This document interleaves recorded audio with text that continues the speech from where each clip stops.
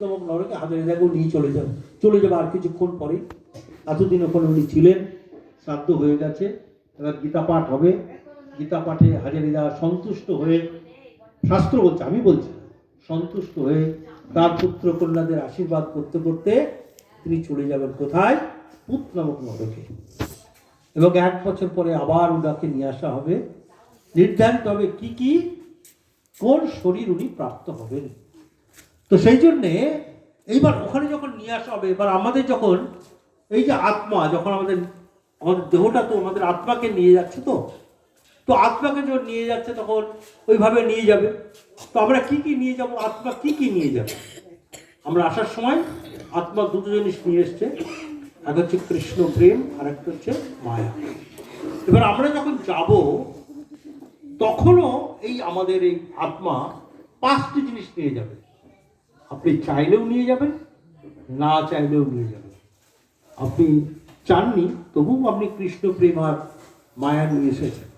আবার আপনি যখন মৃত্যুবরণ করবেন, আপনি চাবেন না তবু আপনাকে নিয়ে যেতে হবে। তো অনেকে বলেন না যে আমার মৃত্যুর পরে কি হবে আমি তো জানি না, সুতরাং ঠিক আছে।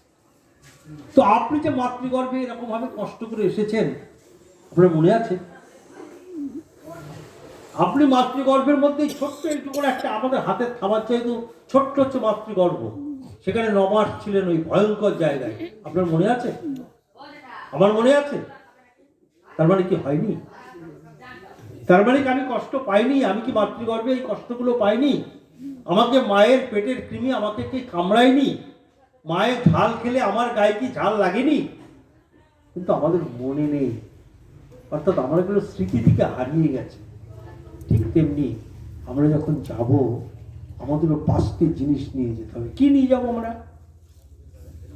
কি নিয়ে যাব? 5টি জিনিস কি নিয়ে যাব?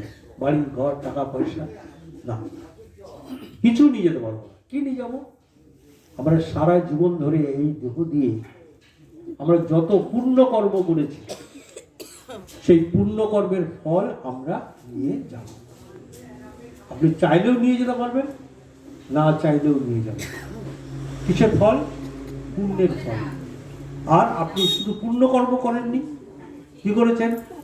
পাপও করেছেন। সেই পাপের ফলটাকেও আপনাকে নিয়ে যেতে হবে। তাহলে কি নেবেন? পাপের ফল এবং পুণ্যের ফল। পাপের ফল এবং পুণ্যের ফল এই জীবন দিয়েই আপনি কিছু ভোগ করে যাবেন। পুণ্য করলেও কিছু ভোগ করবেন, পাপ করলেও কিছু ভোগ করবেন, পুরো ভোগ করা হয় না। আমাদের কিছু পাপ এবং পুণ্যের ফল থেকে যায়। আর কি নেবেন? মৃত্যুর সময়ে আপনার কি ইচ্ছা হয়েছিল? বাসনা। মৃত্যুর সময়ে আপনার কি বাসনা হয়েছিল? কি ভাবতে ভাবতে আপনার মৃত্যু ঘটল? আপনি আপনার ছেলে চাকরি পাননি, পেল না, এই কথা ভাবতে ভাবতে মৃত্যু হলো। আপনার যার 5 বিঘে জমি কেনার দরকার ছিল, এই কথা ভাবতে ভাবতে মৃত্যু হলো। কি ভাবতে ভাবতে আপনার মৃত্যু হলো? মৃত্যুকালের জড় বাসনা। যা ভাবতে ভাবতে আপনার মৃত্যু হবে, আপনি অনুরূপ দেহ লাভ করবেন। শাস্ত্রে বলেছে, জম জম বাপি শরণ ত্যাজত অন্তে কালে বরম তম তম এবেইতি কন্তেয়া মদ্ভাব ভাবিত।